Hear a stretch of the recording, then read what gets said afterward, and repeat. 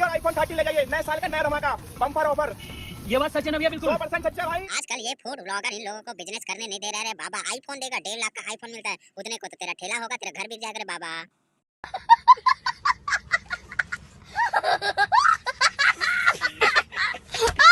अगर iPhone नहीं चाहिए, आपको लगता है ये कूड़ा है, तो ऐसे फेंक दो और 7 प्लेट खाइए 5 मिनट में। ब्रांड न्यू स्कूटी लेके जाइए। अच्छा, डबल धमाका है भैया। डबल धमाका, आग लगा देंगे, आग मार्केट भाई में फोन ना आग। टूट गया हो आप। तुम लोग ना जनता को छूतिया बना। उस फोन के डिब्बे में फोन है ही नहीं तो कहाँ से टूटेगा रे बाबा? हमको साफ समझ आ रहा है। कई बार चेक कर लो, फोन नहीं टूटेगा भाई। इनकी पैकिंग इतनी जबरदस्त है कि फोन टूटने का सवाल ही पैदा नहीं होता। ऐसे फेंक दो, ऐसे फेंक दो भाई। तोड़ मत देना, फोन टूट जाएगा तो नया आ जाएगा भाई। आग लगा देंगे मार्केट में, आग। अबे ओवर एक्टिंग की दुकान, टूट जाएगा तो नया ला लेगा। पेड़ फूकते हैं आईफोन, पागल। गाइस हमारे वीडियो को लाइक करो, चैनल को सब्सक्राइब करो। बाय।